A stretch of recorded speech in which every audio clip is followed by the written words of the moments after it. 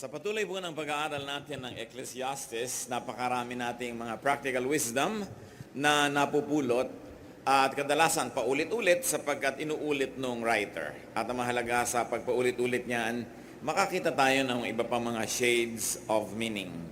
Kung minsan, we find life to be unfair. May mga nagsasabi pa nga, life is never fair. Ano daw po ba talaga ang sinasabi ni Solomon tungkol sa bagay na ito? Itong ating pag-aaral ngayon, pinamagatan natin, When Life Seems Unfair. Heavenly Father, thank you that you are just, that you are good, that you are wonderful. Pagalingin niyo po kami ngayon sa mga sakit ng aming espiritu at emosyon. Patawarin niyo po kami sa aming mga kasalanan. Palakasin niyo po aming espiritu. Buksan niyo ang aming matatenga para tumanggap kami ng mga pagpapala, karunungan mula sa inyo. We open our hearts to your correction, Lord, to your teaching, and to your blessing. May we lift up your name. We bring you our hearts, Lord, to be filled with your glory and with your power and with your love. We bring to you our songs, our music, our offering, our thanksgiving, our gratitude. We like to meet with you, O God. Deal with your people. Sit on your throne of power and dispense blessings. We ask you to protect us from evil men and evil spirits. May you also protect our loved ones, our homes, all the cares that you have given us, Lord. May you be the protector. And right now, give us peace. Restore our strength, our health, and allow us to enjoy your wisdom. Enable us to understand. In the name of your Son, Jesus, we pray. Ecclesiastes 9, verses 1 up to 3. So I reflected on all this and concluded that the righteous and the wise and what they do are in God's hands. But no man knows whether love or hate awaits him. Sa pagbubulay-bulay nitong may akda ng mga ngaral, sabi niya na, totoo nga, ang lahat ay nasa kamay ng Diyos. Pero walang nakakatiyak kung ano ang naghihintay sa bawat tao. Pag-ibig ba o pagkamuhi, kasiyahan ba o lungkot. All share a common destiny. The righteous and the wicked, the good and the bad, the clean and the unclean, those who offer sacrifices and those who do not. As it is with the good man, so with the sinner. As it is with those who take oaths, so with those who are afraid to take them. This is the evil in everything that happens under the sun. The same destiny overtakes all. The hearts of men, moreover, are full of evil, and there is madness in their hearts while they live, and afterward, they join the dead. Isa pong observation ni Solomon, that anything can happen to any one of us, so we never know if life will be good or bad. But exactly the same thing will finally happen to all people, and he probably refers to death, to the end of this earthly life. Whether we live right and respect God, or sin and don't respect God, we all die. As sinasabi niya, it's terribly unfair for the same thing to happen to each one of us. We are mean and foolish while we live, and then we die. So Solomon takes note that God has power over everyone, that the wise and the righteous are not exempt from God's dealings, from life's troubles and harshness, or from the same randomness of good luck and bad luck. Dito po napakalinaw ng pagtuturo ni Solomon tungkol sa mga pangyayari. Paano mo nga naman ito ipapaliwanag na hindi naman lahat ng mabuti ay mabuti ang nangyayari sa kanila agad-agad. Hindi naman lahat ng masama, parang napapahamak din agad-agad. Sabi niya, may mga bagay na hindi natin maintindihan. At ang tawag nga dyan doon, meron daw dinarat na ng malas at may dinarat na ng swerte. Kung bakit allergic ang maraming conservative Christians tungkol sa katotohanan na yan, pero ang totoo, nangyayari naman talaga. Kung bakit lang sobrang iba ang pakahulugan natin dun sa sovereignty of God, kaya sinasabi natin walang minamalas. Pero sinasabi ni Solomon, hindi lahat ng mga marunong tumakbo at mabilis na nanalo sa takbuhan. Hindi lahat ng marunong nagkakapera. Hindi lahat ng malakas na nanalo. Sabi ko, anong tawag mo dun? No? Kaya kung minsan, napakalungkot ng pananaw niya sa buhay, at sinasabi niya that death is a great leveler. Lahat din naman namamatay. It happens to all. So the teacher finds it unfair. In fact, the teacher wants better treatment for the good, yung good people. But there's one trouble with that idea. because there is no one really good enough. Kung ang gusto ni Solomon, yung mga mabubuti, maganda ang treatment sa kanila ng kapalaran, at yung masasama, pangit ang treatment sa kanila, sino ba naman kasi talaga yung mabuti? Baka walang mag-qualify. Kaya kung tutuusin, lahat nga ng tao ay pinapalad pa. Kasi hindi lahat ng mga kasalanan natin ay tinatanggapan natin ng sapat at ganap na parusa. Marami sa atin humihingi tayo ng justice from God. Mag-ingat-ingat tayo dyan dahil baka nga ibigay sa atin. Justice means the good is rewarded, the bad is punished. At kung minsan kasi selective lang ang ating pagtanaw, ang nakikita lang natin the good that we do, we forget the bad that we do, so we seek God's justice. Kung paano ka ibigay nga sa yung justice that all the bad things you do get punished? Baka mas marami pa yun kasi sa good. Kaya pasalamat nga tayo that God is not always just. But in fact, God is merciful. That God is more merciful than He is just. Marami siyang pinapatawad at marami siyang pinapalampas. At napakabuti niya kahit kuminsan ay hindi naman tayo mabuti. Ecclesiastes 9:4-6. Anyone who is among the living has hope. Even a live dog is better off than a dead lion. For the living know that they will die, but the dead know nothing. They have no further reward, and even the memory of them is forgotten. Their love, their hate, and their jealousy have long since vanished.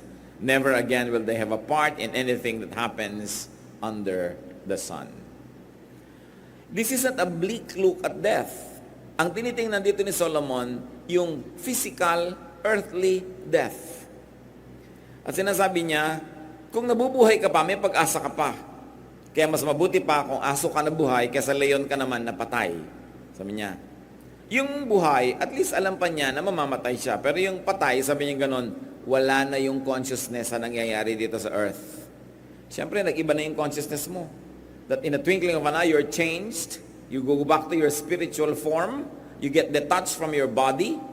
Kaya parang damit na hinubad mo lang yung katawan mo pag namatay ka, hindi na ikaw yon, yung naiba ka na.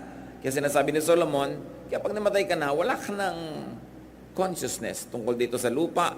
Hindi ka na nakikialam tungkol dito, iba na ang iyong pinapahalagahan. Ang mga pag-ibig mo daw, ang mga panibugho, ang mga passions mo, wala na. Hindi ka na muling makakasangkot sa mga nangyayari dito sa lupa.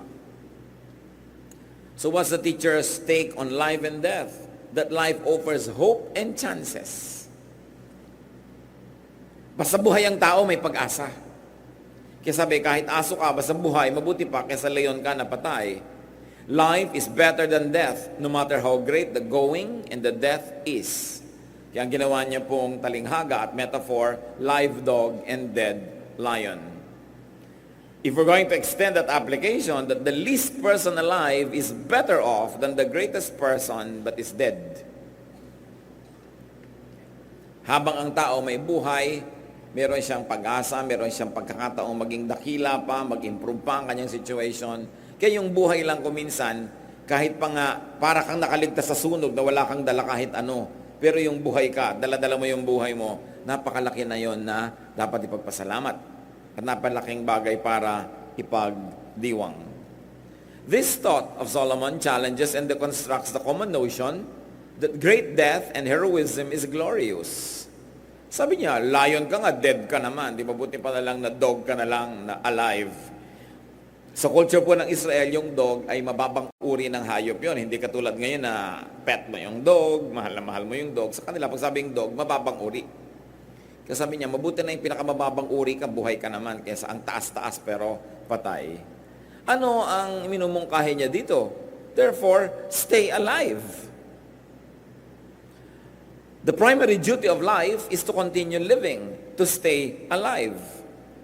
Sino kaya at ano ang konteksto ng mga sinasabi dito ni Solomon? Kasi kadalasan, mga kapatid, tayo ay kinokondisyon to think that it is glorious to give our life to causes. Bakit binibigyan ng mga medalya yung mga heroes? Para marami pa uling mamatay para sa isang act of heroism, pampa-encourage. Bakit binibigyan ng mga award, mga pagkilala yung mga naulila? para mas gumaan ang dibdib nila sa pagbibigay ng mahal nila sa buhay at iniala yung buhay ng mahal nila para sa isang cause. Anong cause yun? Maybe patriotic cause, maybe cause for the environment, maybe cause for an ideology, whatever it is. But Solomon is saying, magkaingat ka. Huwag kang agad-agad nagbibigay ng buhay mo at masasakripisyo ka para sa isang bagay na magiging dead lion ka. Napakahalaga sa tao na siya ay buhay. Bakit po kakaiba ang pananaw na ito? Katulad pa ni Solomon, hari siya. Siyempre, mga hari, gusto niya yung mga army, buong pusong namamatay para sa king. No? Siyempre, ang gusto ng estado, ang mga tao, buong pusong nagbibigay ng buhay para sa bayan. Ganyan-ganyan. Pero kung tutusin, ano ba yung bayan? Kung minsan, ang pagkakakilala mo, sino ba yung bayan? Yun lang palang mga mayayaman doon, sila lang pala yung bayan. Kasi sila lang yung gumagamit sa bayan, sila yung nag-e-enjoy ng bayan, sila yung masarap ang buhay sa bayan. Tapos ang dami-dami mga taong ine-encourage silang ibigay ang buhay para sa bayan. Pero yung definition pala ng bayan is only for the elite. It can happen. Kaya ang pabala dito sa atin ni Solomon, bago ka magpakabayani, tingnan mo muna. Kung ikaw'y batang-bata at napasali ka sa isang ism, isang ideology, isang fraternity pa nga kung minsan, frat war. Ibibigay mo yung buhay mo para doon sa fraternity, para sa broad. Pagkatapos maaalala ka lang naman nila, wala pang isang taon o 3 or 5 years. Tapos yung mga broad mong buhay, natuloy na buhay, nagkaroon ng asawa, anak, nagkaroon ng buhay na mahaba, ikaw matagal ka nang nakalibing, namatay ka para kay broad. No? So, pinapaalala natin dito, kanino mo binibigay ang buhay mo? Kasi madalas po ang mga tao ay inuuto para ang buhay nila, ibigay nila sa kung ano-ano mga causes. Pinipili lang natin kung ano yon. Kung minsan yan hindi na pala uso yon. At namatay ka para doon, tapos hindi na uso ngayon. Pero hindi ka na natuloy na nabuhay. Kung 17, 18 kang namatay, hindi mo na naranasang magkapamilya, magkaanak, magkaapo. May monumento ka nga, pero alam mo ba na may monumento ka? Patay ka na nga. No? Hindi natin binabaliwala, mga kapatid, yung nagbibigay ng buhay para sa mga very, very noble causes. At patuloy natin sinasariwa ang kanilang memory. But with due respect, kahit pa ikaw yon at tamang-tama yung cause na pinagbigyan mo ng buhay mo, ang totoo nun patay ka na rin. At hindi mo na rin alam yon. At kung minsan nagiging unfair ka, halimbawa sa nanay mo, sa magulang mo, ang aga-aga mong namatay, hindi ka malang nakapaglingkod sa kanila, hindi mo man lang sila namahal. O kaya naiwan mo agad ang asawa mo o mga anak mo dahil yung buhay mo ibinigay mo para sa kung anong cause. Hindi ko sinasabing huwag tayo magpakabayani, pero piliin ninyo kung alin ang mga karapat dapat na pag-alayan ng buhay. Because you live only once on this earth. Oras na lumampas yun, tapos na, wala ka ng second chance. So choose what to live and very especially choose what to die for. Because death can be so meaningless, sayang. Especially when it's not for your loved one. Ang buhay ni Jesus, namatay para sa atin, kasi mahal naman niya tayo, so hindi yun sayang. Kasi para naman sa kaligtasan natin yun. So yung mga buhay din na nasa-sacrifice para sa buhay ng mga mahal niya sa buhay, lalong-lalo ko para sa kaligtasan ng ating kapwa, for the extension of God's kingdom and God's goodness, it's worth it. Pero konting-konti yung mga worth niyan. Meron pa nga mga babaeng mamamatay para sa nobyo. No? Pero 19 ka lang kasi kaya ginagawa mo. Pag 29 ka na, hindi mo nagagawin yan. Kasi mo, bahala ka sa buhay mo. No? Siyempre, kailangan medyo bata ka para idealistic ka. Tapos namatay ka para sa nobyo mo, talagang binigay mo sa kanya ang lahat-lahat. O namatay ka na, tapos mag-aasawa na siya, magkakaanak, magkakaapo, ikaw, isang ala-ala. No? Siguro tumutugtog ang piano pag naaalala ka niya, pero wala ka na. Bagamat kung napunta ka sa Panginoon, may ibang buhay ka na doon, pero wala ka na rin dito. Hindi mo na nalasap ang dapat lasapin. So, be careful what you would like to die for. Not even for the king or not even for the state. It depends on the state. Anong klaseng state? Anong klaseng bayan? Anong klaseng pamahalaan ang pagbibigyan mo ng iyong buhay? Habang nagbibigay ka ng buhay mo, nagpapasasa pala yung iba sa dugo na isinasakripisyo mo. Kaya ang itinuturo ni Solomon dito, hindi sa huwag pahalagahan yung mga ganyang bagay, kundi ang buhay napakahalaga. Dapat hindi ka madaya, hindi ka malugi. At hindi ka madaan sa propaganda o pambobola ng mga makapangyarihan na gusto ka lang gamitin para sa kanilang kapakanan. In other words, don't be a needless hero. Don't die a meaningless death. So what's the teacher's take on death? That death ends earthly consciousness, earthly feelings and involvement and participation. Pag ang tao namatay na, putol na ang relasyon niya sa mga bagay na makalupa. Kaya maniniwala ka ba naman na may taong namatay, babalik pa para ituro kung nasaan yung naiwan niyang kwentas? Halimbawa, nagpunta ka sa hell, papayagan pa bang umalis doon para ituro mo lang kung nasaan yung kwentas? O kung nando ka na sa piling ng Diyos, nasa heaven ka, aalis ka pa ba doon para lang ituro mo yung kwintas? So, hindi ganon, hindi tayo na-involve sa ganong mga maliliit at mabababaw na bagay. What are the other implications? That death releases people from earthly cares.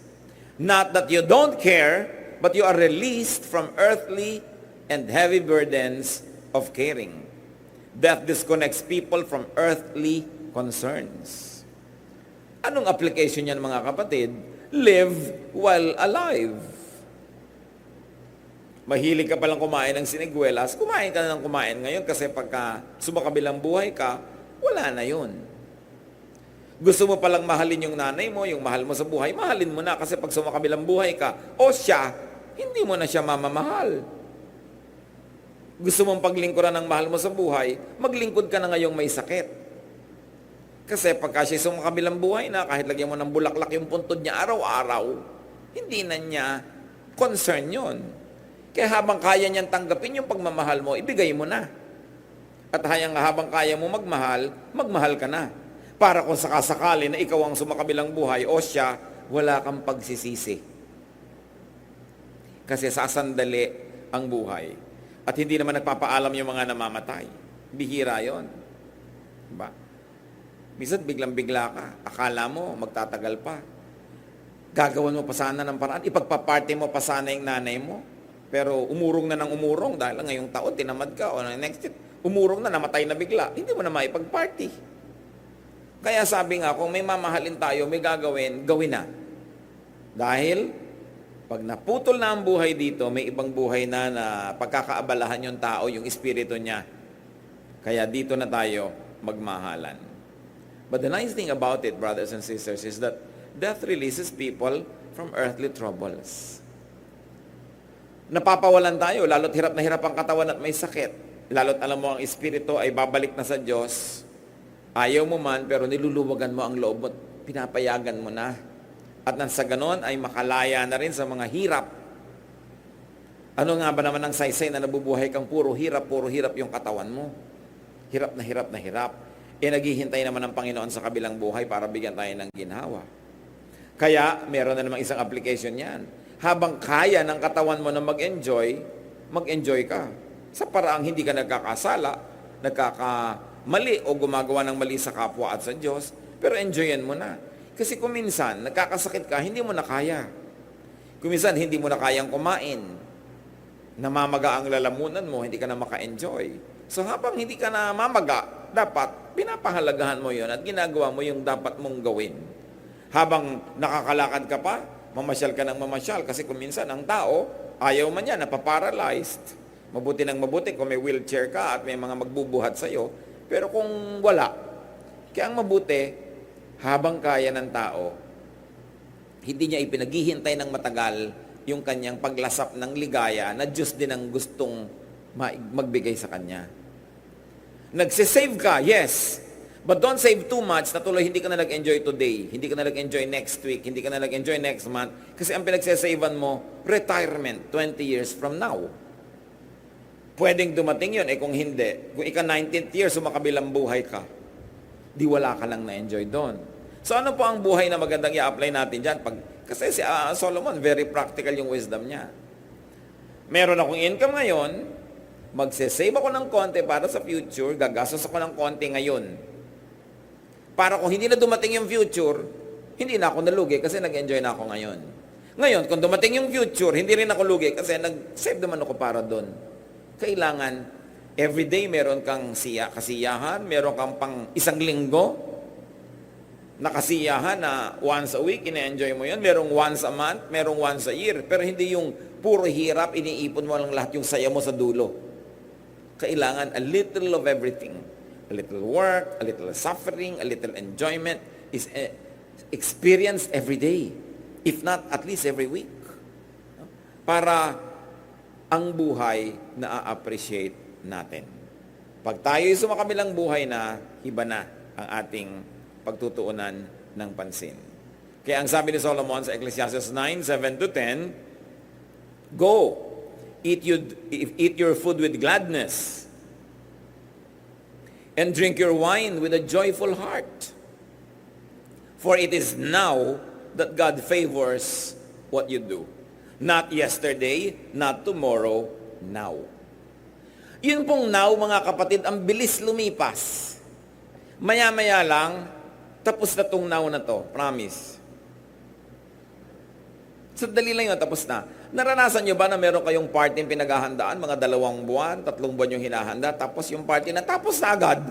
Halos hindi nyo naramdaman. Tapos bukas, hanggang sa dulo na yan, puro na lang past tense yun. Tapos na. So, anong lesson? Habang nangyayari yung event, mag-slow motion kayo ng panahon and enjoy it. Enjoy it. Katulad halimbawa ng mga babaeng ikakasal. Ang gusto siyempre, mahaba ang lakad. Yung iba, Pastor, gusto ko pong mahabang lakad. Magsimula ka na sa Vito Cruz. Ang haba talaga nun, kung gusto mo. O gusto mo, tugtog cha-cha para may atras. Ang tagal mo. Kasi pag dumating ka na dito sa dulo, tapos na. Di ba? So, tagalan mo na. Iba naman ang pagmamadali kasi ninenervyos. Savor the moment. Magbabakasyon kayo, enjoy it. Huwag kang masyadong lagi nag-aapura, nagmamadali. Sobrang nagra-rush. Kasi mamaya tapos na, nakauwi ka na, tapos na yung bakasyon, wala na. Nagkukwentuhan, halimbawa kayo mag-asawa sa kama na ang sarap ng kwentuhan nyo. Bigla, ay teka, maglalaba pa ako. Hayaan nyo na, huwag na kayong maglaba. Diba yung, hayaan nyo na, isuot nyo na lang uli kung gusto nyo. Pero, kailan pa babalik yung ang ganda ng kwentuhan nyo? Hindi mo lang pwedeng, teka lang ha, maglalaba lang ko, pagbalik mo, ituloy natin. Wala na yung spirit ng kwentuhan. Tapos na. Kumakain kayo, ang sarap ng kain nyo, huwag kayong magkapura. Kung hindi naman life and death yung nakataya, ay, hayaan mo na, malate ako ng konti. O mag-cancel ako ng activity kung kaya ko kasi bihirang nagkakainan tayo na masaya. In other words, brothers and sisters, enjoy the now. Pag pinalampas nyo yun, kahit ano pa ang pagsasentimiento nyo gawin, hindi na yun babalik. Kaya kailangan enjoyin. Meron naman yung kabaligtaran. Halimbawa, hindi enjoyable yung moment. Nabalian ka ng paa, nakasemento ka sa ospital, 2 buwan ka doon, ang sabihin mo, lalampas din to. Kasi lalampas din. Magiging past tense din yun. Ang mahalaga lang, lampasan mo yung hirap, at pagdating ng bukas, gising ka pa at buhay ka pa. Kaya masarap din na lumilipas ang panahon eh. Kasi ibig sabihin, walang pagdurusang permanent. At yun namang pag-enjoy, bagamat hindi permanent, pwede mong lasapin. Pag kumakain kayo, mga kapatid, huwag isang kagat, lulon. Bakit? Sa bibig lang masarap ang pagkain. Paglampas dito, sa lalamunan, malaking trabaho na. Diba? Hirap na hirap ang tiyan mo, ang bigat-bigat ng feeling mo.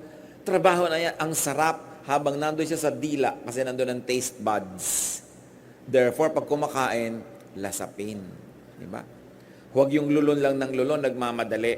Biruin nyo, magmamadali kayo. Dahil sa breakfast, wala na kayong oras. Ano ba nung gumising kayo ng 30 minutes earlier than usual? Then you can sit down and relax and enjoy it. Kesa kumain lang kayo para mabusog. Masyadong mababa yun, panghayop. Yung kumakain lang para mabusog. Kasi ang tao dapat kumakain para masiyahan.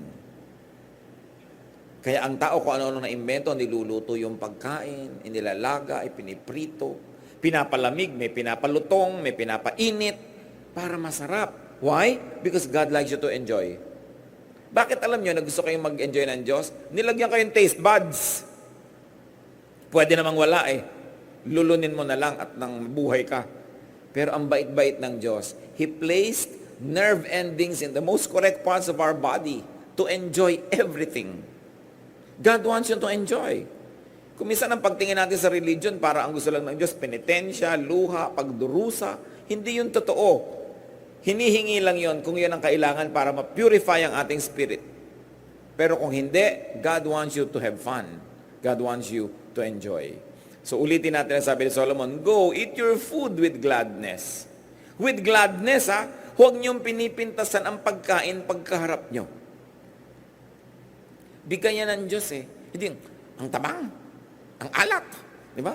Kung may kaharap ka bang tao na hindi mo gusto itsura, sasabihin mo, hindi mo pinipintasan dahil kaharap mo, yung pagkain. Kaharap mo yan. Bigayan ng Diyos. So, dapat may etiquette ang pagkain. So, eat your food with gladness and drink your wine with a joyful heart. For it is now that God favors what you do. Always be clothed in white. Baka naman bukas, kaputi kayo lahat. Kasi white, sa Israel ang init-init kasi desert. So yung white, yung linen na white, ang sarap sa katawan. So ang ibig sabihin lang niya, kung ano yung masarap sa katawan mo, yun ang isuot mo.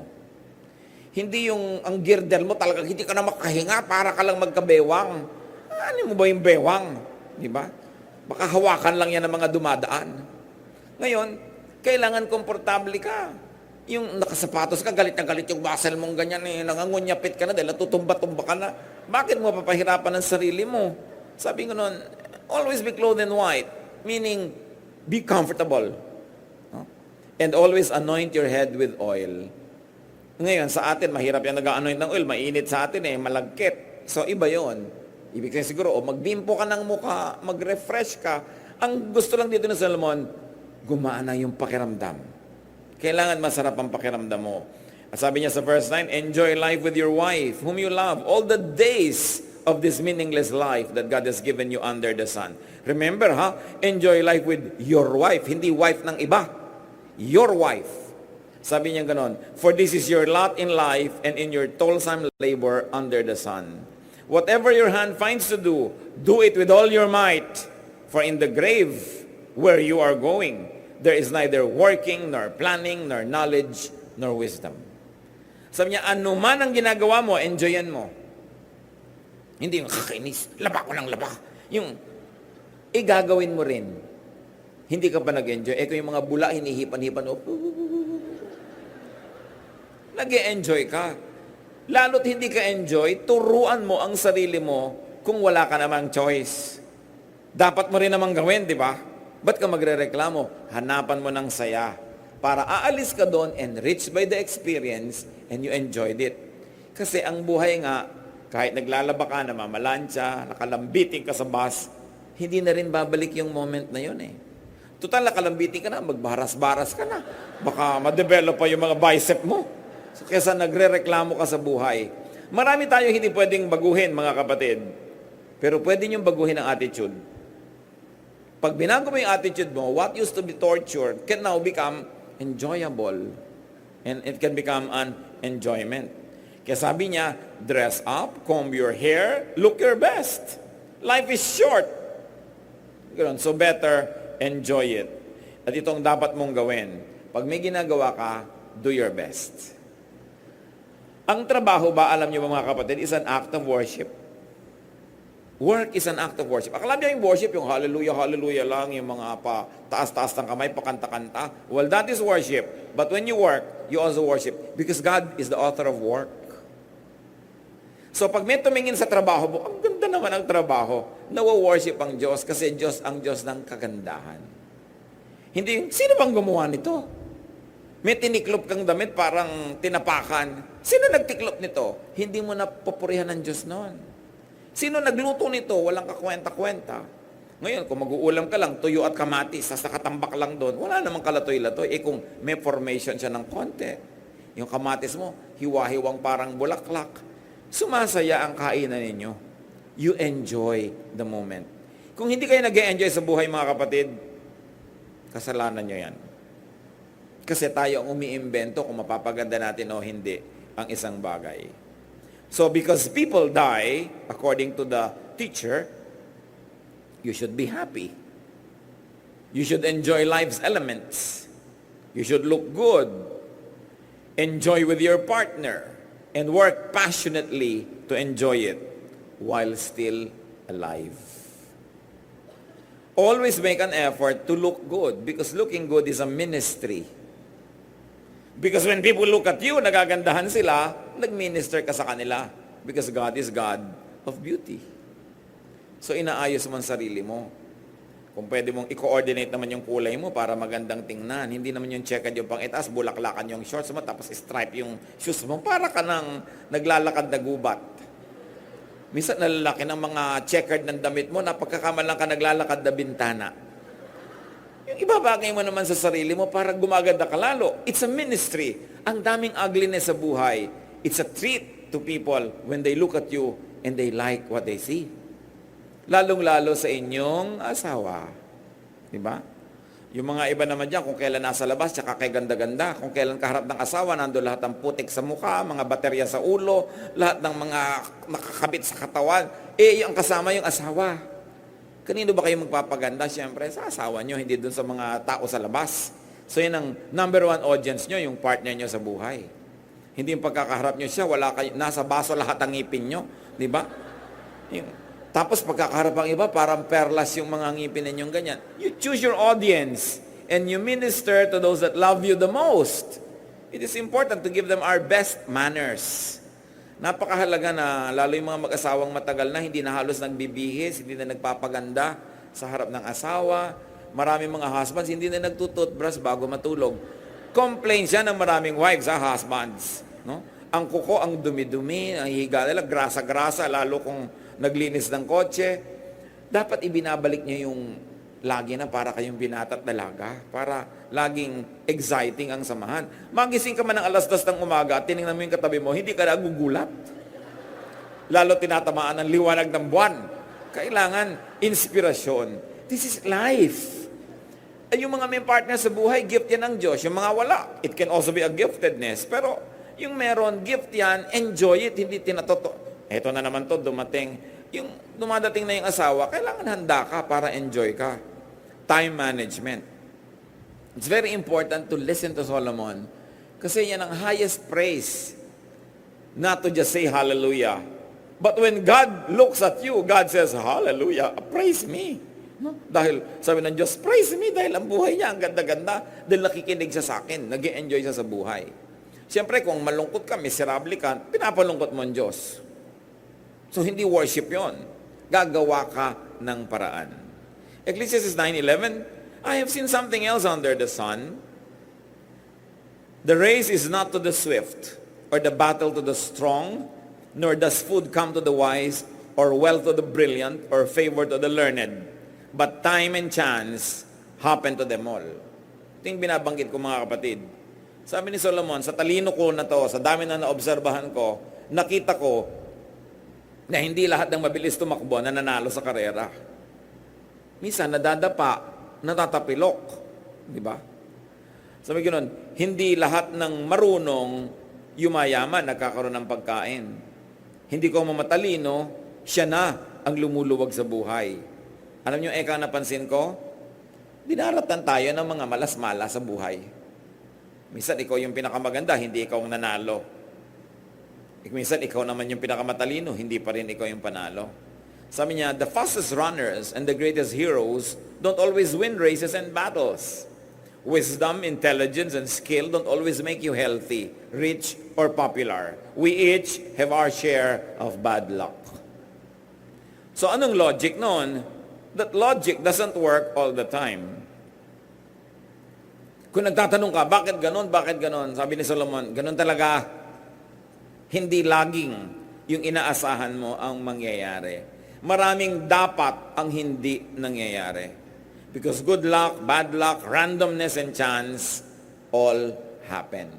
Nasa ng sovereignty doon ng Diyos? Nandun.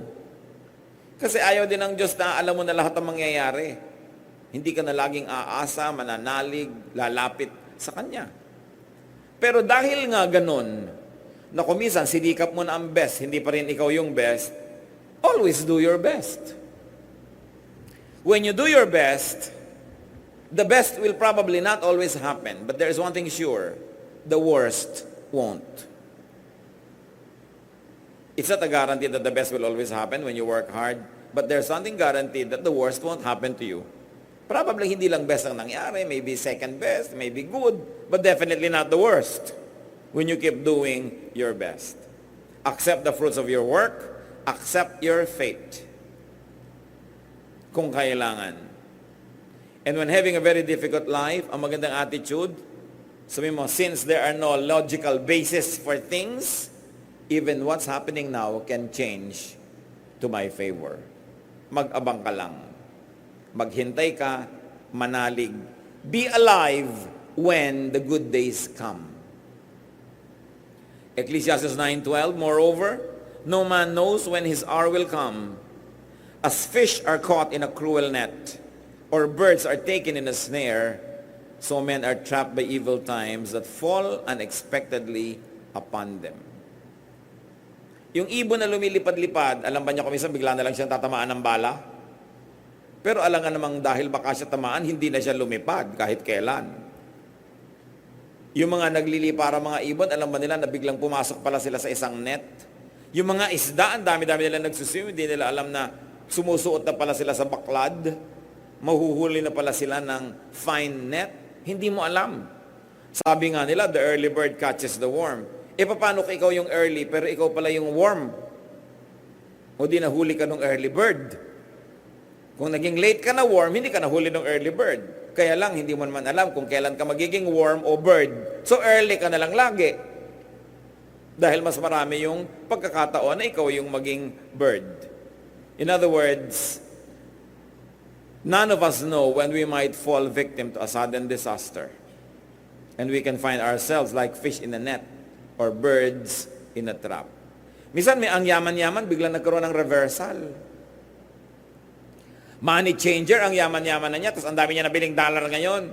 Dami-dami, biglang bumagsak ang dollar bukas. Hindi mo alam eh. No? Hindi mo alam.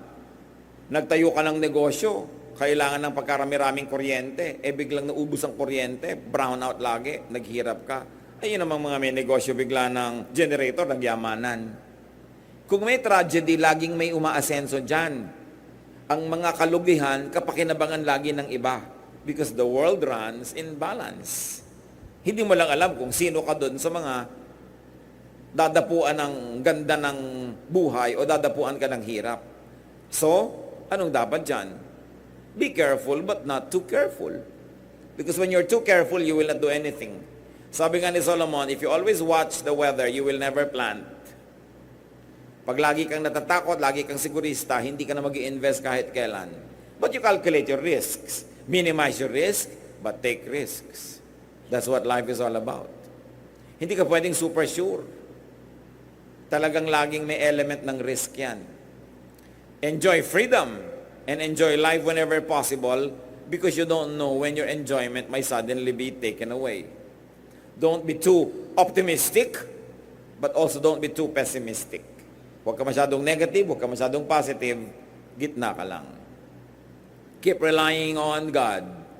And because bad times can fall on anybody, listen, brothers and sisters, be good to those who fall on bad times.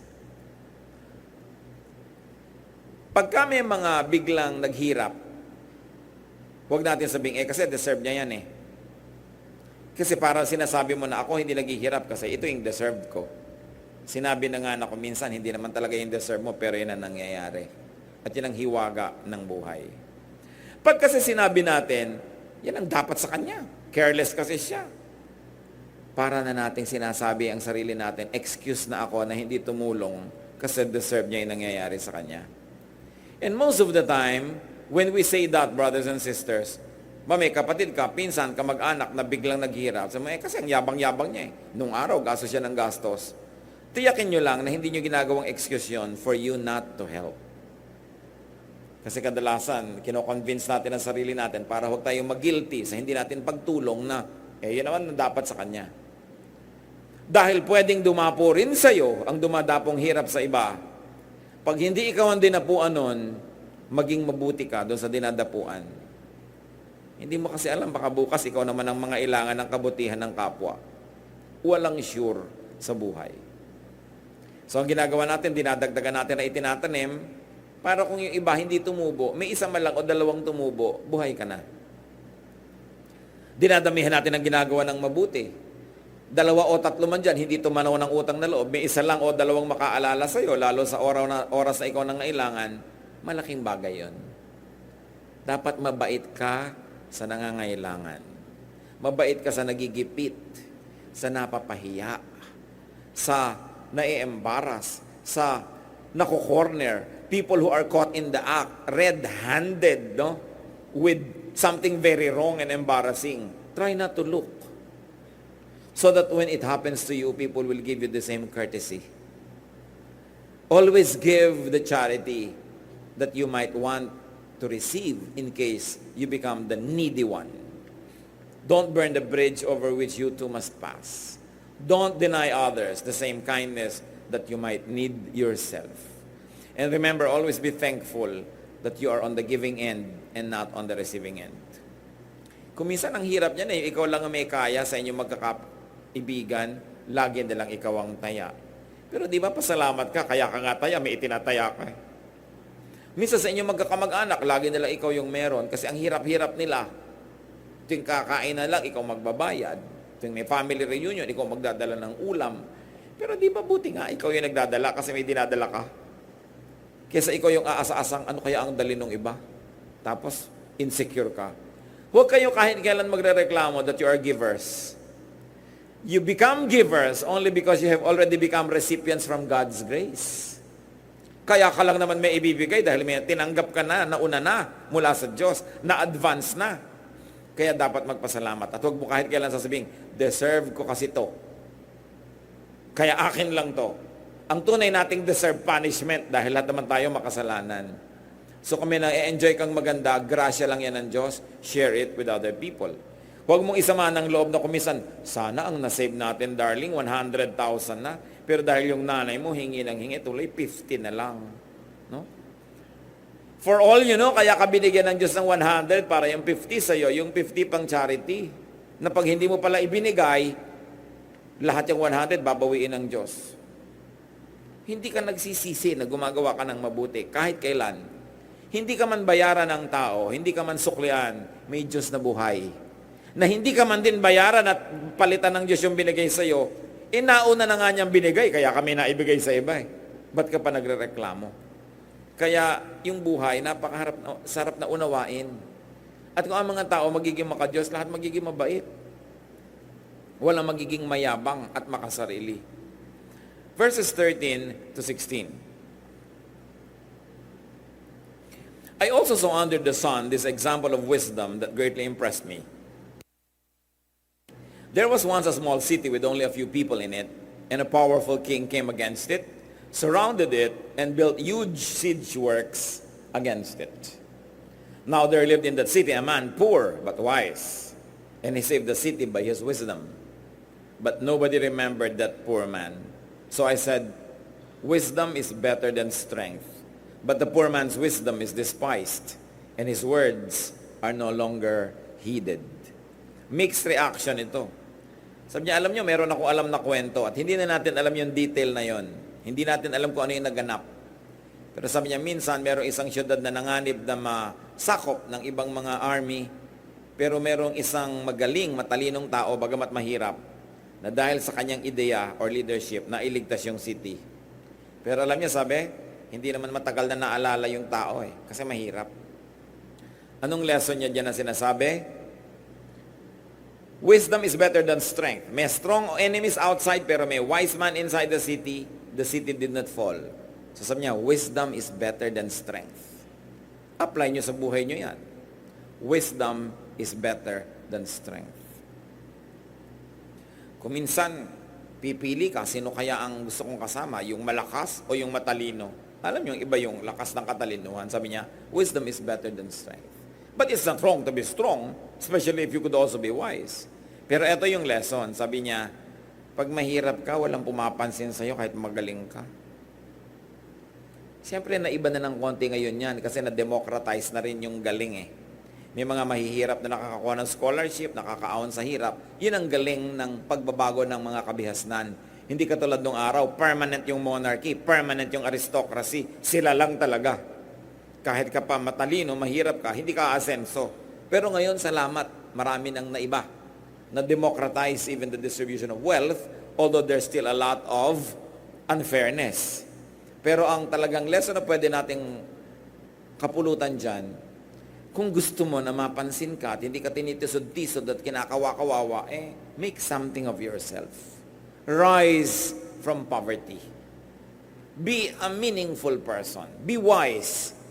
And then you will have more meaning as far as the other people are concerned. Talaga naman, di ba? Pag mayaman yun, nag-joke, kahit corny, maraming tumatawa. Kasi mayaman yun Marami talagang pumapansin sa may kaya. So kung ikaw maramdamin, ayaw mong lagi kang naaapi dahil mahirap ka, pues payamanin mo ang sarili mo na magkaroon ka ng kahulugan. Gumawa ka ng paraan, huwag ka lang reklamo ng reklamo. Magsikap ka. Kasi ngayon naman, posibilidad na nakatotohanan na ang tao nakakahulagpos, nakakalaya sa kahirapan. Hindi lahat. Pero ngayon possible na. Nung araw ni Solomon, hindi pwede yun. Pag ipinanganak ka nun, alipin ka. Hindi na iiba yun. No? Pero ngayon, possible. At napakarami nating mga kilala, magamat hindi ko minsan personal, pero alam natin dahil naging mga sikat sila, galing sa hirap. Pero yumaman. Pero titiyakin nyo naman, ang pagyaman nila, malinis ang paraan. Hindi ko mo yumaman lang at galing sa hirap, accomplishment na yon. Kailangan malinis ang iyong pamamaraan. Mahirap talaga sigurong maging mahirap. Kaya dapat sikapin mong umalis dyan. Ang kahirapan, mga kapatid, kailangang tanggapin mo, entertainin mo, mahalin mo para magtagal sa iyong piling. Ang mga taong nakalaya sa kahirapan, hindi nila tinanggap. Inayawan nila yung ganung buhay, gumawa sila ng paraan na makatakas, makalayo sa hirap. Kaya nakakalayo sila. Pero yung mga taong ay talagang ganyan, wala tayong magagawa, wala talagang mangyayari sa buhay nila pag gano'n ang attitude. Yang kahirapan, pag hindi mo tinanggap, lalayasan ka rin yan. Pero kailangan gumawa ka ng paraan, nalayasan mo rin siya. Halimbawa, nakatira ka sa estero, nakatira ka sa mga miserableng lugar, at sinabi mong, ayoko na nandito pa ako 5 years from now. Ang laki ng pagkakataong mawawala ka doon. Kasi gagawa ka ng paraan Pero pag sinabi mong, ganyan lang talaga buhay, wala tayong magagawa dyan. Di ba? Sigurado nga abuti ka ng kopong-kopong doon sa lugar na yon. Kasi, tinatanggap mo. Inaapi ka ng tao, tinatanggap mong inaapi-api ka lang, aapihin ka talaga.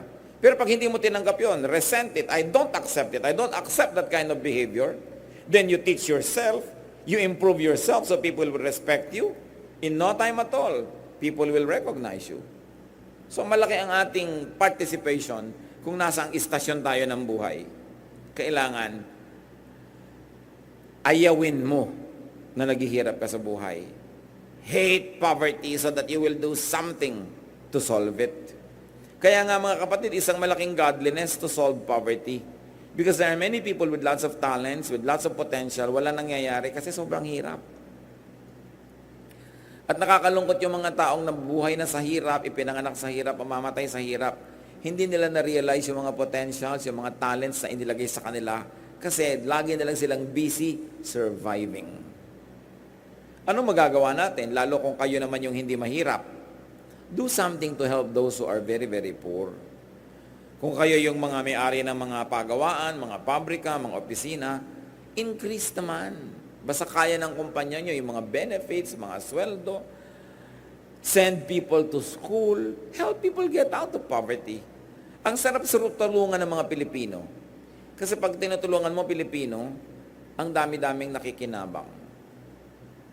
Minsan merong nagtanong, halimbawa, meron akong ganitong pera, kanino ko ibibigay? Sa Hapon, sa Canadian, bawa sa British o sa Pinoy. Sige, bigay mo sa Pinoy.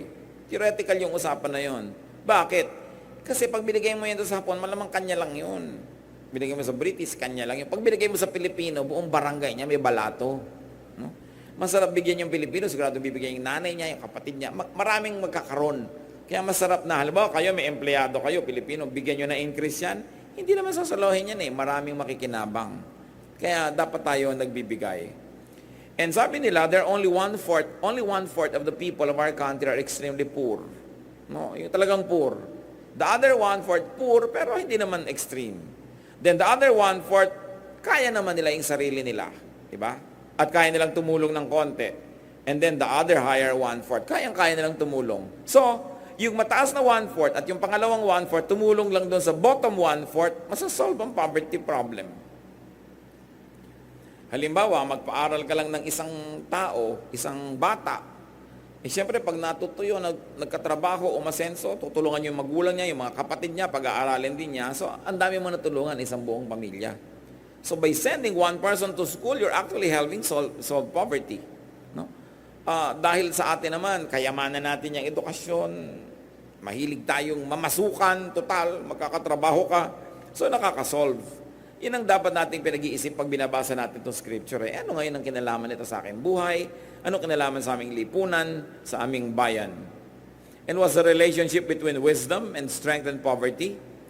According to Solomon, wisdom is better than strength. Intellectual power is better than physical power. So, dinedevelop dapat yan. But poverty negates wisdom. Bihira ang nakikinig sa opinion mo pag sobrang kang hirap. So, paasensohin mo ang sarili mo kung gusto mong napapakinggan ka. The poor, though wise, can be ignored or forgotten. So, godliness should strive to eradicate and minimize poverty. Pag hindi nyo malaman how to operationalize your faith, oh Lord, naniniwala po ako sa inyo, so anong gagawin ko? Help eliminate or minimize poverty. That's a good way to deal with God and to practice your faith. Verses 17 to 18, the quiet words of the wise are more to be heeded than the shouts of a ruler of fools. Wisdom is better than weapons of war. So napakasimple ng sinasabi sa atin, mabuti nang makinig sa mga tahimik na matatalino kaysa sa mga maiingay na hindi naman sila matatalino. At kung kayo matalino, speak your truth quietly. You don't have to shout when what you have to say is meaningful. Do not engage in loud debates. They will not amount to anything good. Ang tunay na matalino, hindi nakikipag-debate. Sayang lang ang energy mo. Kasi yung kausap mo, hindi man willing makinig yun. Ang gusto lang nun, manalo. And then listen to those who are quietly wise than those who are loudly foolish. Marami na naman, salad-salad ng karunungan. Pero marami tayong mapapakinabang sa chapter na ito. Life is seldom logical or fair. So maximize your good moments, minimize the bad moments, get the most out of life while giving the most to it also. Live, enjoy the moment. And it's not only you who should enjoy. Allow, assist, make people around you enjoy as well. It's a ministry to make someone enjoy. Plant, save, do good. You maximize your chances at happiness. Dear God, thank you that you want us to be happy. Thank you that every moment can be beautified. Even if it's already ugly, it can be less ugly with a good attitude. Pakita mo sa amin ang participation namin, Lord, kung ba't kuminsan parang madilim, malungkot, mahirap ang buhay. Ipakilala mo at ipalinaw sa amin, Panginoon, kung alin doon ang sa amin ang gagaling at alin yung sa labas at dapat na lang naming tanggapin, palampasin at umasa kami sa mga darating pang mas mainam na bukas. Pero ang mahalaga, Lord, makita namin what we are responsible for. What darknesses, what heavy burdens, what sadnesses in life are caused by our attitude. Turuan niyo po kami at nang sa ganon, ang buhay na ibinapahiram niyo maging masagana, masaya, at habang tinatanggap din namin ang mga hirap at lungkot, mapakonti namin ito with a very godly and a very wise attitude. Pagbulay-bulayan natin sumandali sa katahimikan ang mga practical implications of the teachings of Solomon.